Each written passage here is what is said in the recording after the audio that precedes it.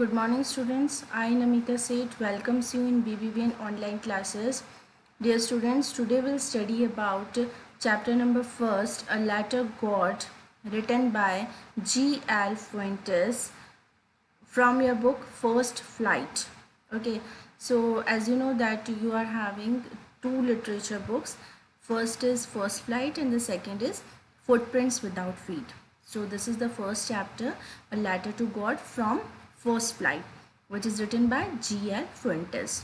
So before starting the chapter, let's see the preview of the chapter, that what actually the narrator or the writer wants to tell about the chapter. Okay, they say faith can move mountains, but what should we put our faith in? This is the question the story delicately poses. So कहा जाता है कि जो trust है वो actually mountains को भी move कर सकता है. इसका मतलब है कि अगर हम इस पर किसी पे बहुत ज़्यादा स्ट्रॉन्ग विश्वास करते हैं, ट्रस्ट करते हैं, फेथ करते हैं, तो वो बड़ी से बड़ी मुसीबत को भी हल कर सकता है. ठीक है, लेकिन एक्चुअली ये इतना स्ट्रॉन्ग फेथ हमें किस पे करना चाहिए? So actually this story, a letter to God, it revolves around a blind trust which was done by a farmer named Lancho to the god. Okay, सो लैंचो जो फार्मर है वो गॉड पे बिल्कुल ब्लाइंड विश्वास करता है और उसको ये बिल्कुल यकीन है that God would help him. Okay, God उसे हमेशा हर मुसीबत से बचा लेंगे. Okay, so Lancho is a farmer who writes a letter to God when his crops are ruined. सो लैंचो एक फार्मर है जो एक लेटर लिखता है गॉड को. कब लिखता है? जब उसकी जो क्रॉप्स हैं वो रुइंड हो जाते हैं. रुइंड मीन्स डिस्ट्रॉय हो जाते हैं, नाश हो जाता है उनका. तब वो लेटर लिखता है गॉड को, asking for 100 pesos, and he was asking for 100 pesos. pesos means currency है. ठीक है, यहाँ जैसे पैसे होते हैं ना, रुपीज़ हैं जैसे हमारी करेंसी, तो ऐसे ही पीसोस भी एक करेंसी है. सो लैंचो क्या है actually, he was a farmer and he wrote a letter to God because his all crops were ruined, were destroyed, and he wants some financial help, and because of that he wrote a letter to God for 100 pesos. उसे कुछ पैसों की ज़रूरत थी. Does Lancho's letter reach God? क्या लैंचो का letter जो है वो गॉड तक पहुंचता है? Does God send him the money? क्या गॉड उसे मनी सेंड करते हैं? Think what your answers to these questions would be and guess how the story continues before you begin to read it. So you should imagine that actually what would had happened in the story. Now continue with the story. The house, the only one in the entire valley, sat on the crest of a low hill. So actually एक छोटी सी घाटी के ऊपर, एक छोटी सी हिल के ऊपर जो है वो एक क्रेस्ट क्या होता है? Crest actually, crest means top of the हिल, यानी उस पहाड़ी के ऊपर, है ना, घाटी के ऊपर जो छोटा हिल होता है ना, जो साइज़ में छोटा होगा, छोटी पहाड़ी जिसे हम बोलते हैं, तो उसके ऊपर टॉप ऑफ द, यानी उसकी बिल्कुल ऊंचाई पर, उसके पीक पर, उसकी चोटी पर एक छोटा सा घर बना हुआ था. Okay, From this height one could see the river and the field of ripe corn dotted with flowers that always promised a good harvest. So इस हाइट से, यानी हिल के ऊपर बिल्कुल टॉप ऑफ दी जो हिल पे जो ये हाउस बना हुआ था, वहाँ से कोई भी क्या देख सकता था? एक तो रिवर बहती हुई दिखती थी, और क्या दिखता था? और दिखता था एक फील्ड दिखता था. और किसका फील्ड था वो? राइप कॉर्न का, यानी कि कच्चे जो कॉर्न यानी मेज़, मक्का जो होता है, तो राइप यानी जो कच्चा होता है, जो बिल्कुल ज़्यादा मतलब प्रॉपर हार्वेस्टिंग नहीं हुई जिसकी. ठीक है, तो और उसके फ्लावर्स, है ना, फ्लावर्स यानी कि when actually the before the fruit develops, तो क्या होता है वहाँ पे? फ्रूट पे क्या होता है? फ्लावर्स लगते हैं ना प्लांट के ऊपर. सो एक्चुअली अभी तक मतलब फसल पूरी पकी नहीं हुई थी, तो फ्लावर्स दिखते थे वहाँ पे उन मक्की की खेती में. ठीक है, the only thing the earth needed was a downpour और एटलीस्ट अ शॉर. तो एक्चुअली इस समय ज़मीन को क्या ज़रूरत थी? उसकी फसल को किस चीज़ की ज़रूरत थी? एक अच्छी सी बारिश. डाउनपोर मतलब होता है बारिश, रेनफॉल. तो एक अच्छी सी बारिश की ज़रूरत थी, नहीं तो एटलीस्ट एक बौछार यानी शावर की तो ज़रूर ज़रूरत थी, क्योंकि एज़ यू नो रेनफॉल अच्छी होगी तो जो क्रॉप है वो भी अच्छा होता है. ठीक है, फसल अच्छी होती है. Throughout the morning, Lancho, who knew his fields intimately, had done nothing else but see the sky towards the northeast. तो सुबह से लेकर लैंचो क्या काम करता था, सिर्फ वो क्या करता था, स्काई की तरफ देखता और वेट करता रेनफॉल की. अब उसने intimately means which is not real, है ना, आर्टिफिशियल. तो he didn't have any artificial source of irrigation. उसके पास ऐसा कोई तो था नहीं पानी का साधन जिससे कि वो अपनी फील्ड को क्या कर सकता था, पानी दे सकता था. तो he was actually totally dependent on rainfall for his good harvest. तो इसी वजह से वो रेनफॉल का इंतज़ार करता था. Now we are really going to get some water, woman. Now what he is telling to a woman. Woman कौन है, उसकी वाइफ है. और वो क्या बोल रहा है कि इस बार तो हमें ज़रूर कुछ पानी मिल जाएगा. मतलब होता है प्रिडिक्शन लगाते हैं, मंदेशा लगाते हैं बादलों को देखकर, स्काई को देखकर कि हाँ बारिश आ जाएगी कुछ एक दिनों में. तो अब वो बोल रहा है कि हाँ इस बार ज़रूर हमें कुछ पानी मिल जाएगा.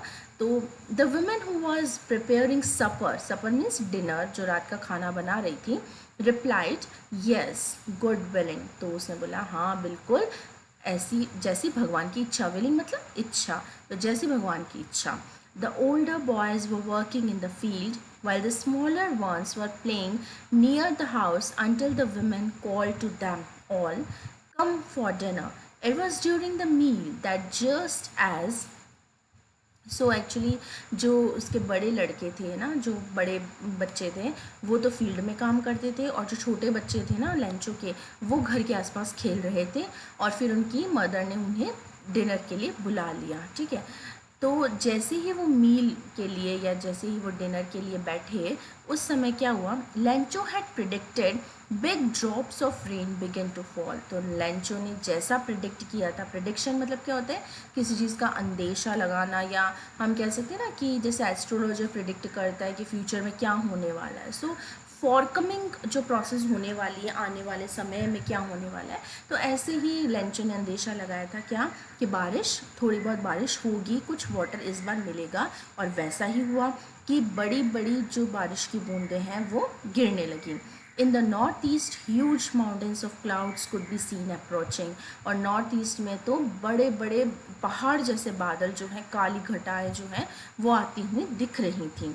The air was fresh and sweet. और एयर बहुत ज़्यादा फ्रेश और स्वीट थी. The man went out for no other reason than to have the pleasure of feeling the rain on his body. And when he returned, he exclaimed, these aren't raindrops falling from the sky, they are new coins. The big drops are 10-cent pieces and the little ones are fives. So actually जो man है यानी जो लैंचो है, वो बिना किसी reason के बाहर जाता है. और क्या करने जाता है, actually he want to feel the raindrops on his body. He want to take the pleasure.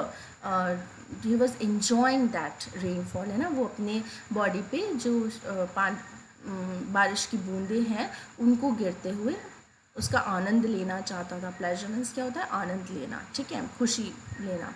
And when he return, और जब वो अंदर आया तो वापस हाउस में, तो उसने क्या बोला कि these aren't rain drops falling from the sky. ये बारिश की बूंदें नहीं हैं जो आसमान से गिर रही हैं. They are new coins. बल्कि ये क्या है, नए सिक्के हैं. कॉइन्स यानी पैसे, सिक्के.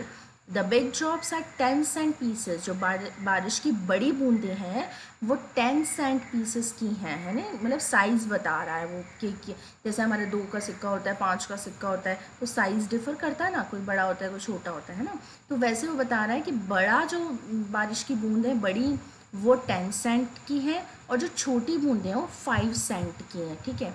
Now the question can arise कि why did Lencho compare the rain drops to coins.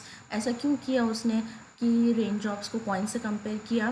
This is because actually we know that Lancho, he was totally dependent on rainfall for his good harvest, isn't it? And when he would have good harvest, then he would earn good money also, isn't it? अगर अच्छी खेती होगी, अच्छी फसल होगी, तो बेचेगा अनाज को तो अच्छा पैसा मिल जाएगा उसे. तो उसके लिए ये रेनफॉल क्या थी, अच्छा कमाई का साधन थी. इसीलिए उसने इसको कॉइन्स से क्या करा है, कंपेयर किया है. Okay. Now continue with the chapter. With a satisfied expression, he regarded the field of a ripe corn with its flowers draped in a curtain of rain. Draped का क्या मतलब होता है? कवर करना, है ना. कर्टन यानी पर्दा, है ना. तो ऐसा लग रहा था जैसे मतलब बहुत सेटिस्फाई एक्सप्रेशन से, बहुत शांति से, बहुत मतलब कहते हैं ना सेटिस्फाइड हो गया, संतुष्टि से वो अपने फील्ड को देख रहा था और बड़ा खुश हो रहा था कि ऐसा लग रहा था जैसे कि बारिश ने पूरे ही फार्म को ढक दिया हो, है ना. जैसे पूरे बारिश दिख रही थी ना पूरे फील्ड में, तो ऐसे लग रहा था बारिश ने पूरे फील्ड को ढक दिया है. But suddenly a strong wind began to blow and along with the rain very large hailstones began to fall. लेकिन अचानक से क्या हुआ, एक बहुत स्ट्रॉन्ग सी जो विंड है यानी तेज़ हवाएं जो हैं वो चलने लग गई और रेन के साथ में, बारिश के साथ में क्या आने लग गए, हेल स्टोन्स यानी ओले गिरने लग गए. These truly did resemble new silver coins. और यहाँ पर राइटर ने क्या करा है, इसको जो रेन ड्रॉप्स हैं उनको न्यू सिल्वर कॉइन्स से कंपेयर किया है. The boys exposing themselves to the rain ran out to collect the frozen pearls. अब जो बॉयज़ हैं वो बाहर, एक्सपोज मतलब क्या होता है, अनहिडन, अपने आप को छुपाना नहीं, बाहर की तरफ निकालना. तो वो घर से बाहर निकले और वो भी रेनफॉल को एंजॉय करने गए और उन्होंने क्या करा, they started collecting frozen pearls. Frozen pearls क्या है, ठंडे मोती. अभी ठंडे मोती क्या है, पर्ल मीन मोती, है ना. अभी मोती क्या है, hailstones, है ना. So now see here the writer he has used metaphor, isn't it. उसने यहाँ पर hailstones को सिल्वर कॉइन्स बोला है, उसने यहाँ पर hailstone को फ्रोजन पर्ल्स बोला है. That means he had use metaphor here. ठीक है, मेटाफर क्या होता है, कोई किसी चीज़ का कंपैरिजन करना लेकिन उसको वही मान लेना, लाइक एज नहीं लगाना बल्कि उसे कंपेयर करना और उस चीज़ को वही मान लेना. जैसे एक तो हम बोलते हैं ना एज वाइट एज स्नो, यानी किसकी तरह वाइट, स्नो की तरह वाइट, है ना. तो एक हम उसकी तरह बोलते हैं कि इस तरह का है, कंपैरिजन करते हैं, लेकिन मेटाफर में उस चीज़ को वही मान लिया जाता है. जैसे इसने यहाँ पे हिलस्टोन को क्या माना, फ्रोजन पर्ल्स मान लिया या फिर सिल्वर कॉइन्स मान लिया. Okay, so it's really getting bad now, exclaimed the man. अब उसने क्या बोला कि ये तो सच में बहुत बुरा हो रहा है. I hope it passes quickly. मुझे आशा है कि ये जल्दी से चला जाए. It didn't pass quickly. लेकिन ऐसा नहीं हुआ. हेलस्टोन जो है वो लगातार कंटिन्यू गिरते ही गए, यानी रेनफॉल के साथ हेल स्टोनिंग भी होती रही. For an hour the hail rained on the house, the garden, the hillside, the cornfield, on the whole valley. The field was white as if covered with salt, है ना.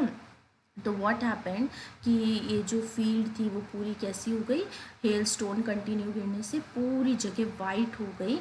ऐसा लग रहा था जैसे सब जगह नमक से ढक दी गई है. सारी जगह किससे ढक दी, नमक से. वाइट जैसे नमक ढक जाता है ऐसे पूरी जगह क्या हो गए, ओले गिरने लग गए. अब ये ओले गिरने या हेल स्टोन, ये एक्चुअली वाई डिड लेंचो से इसकी ये बैड है.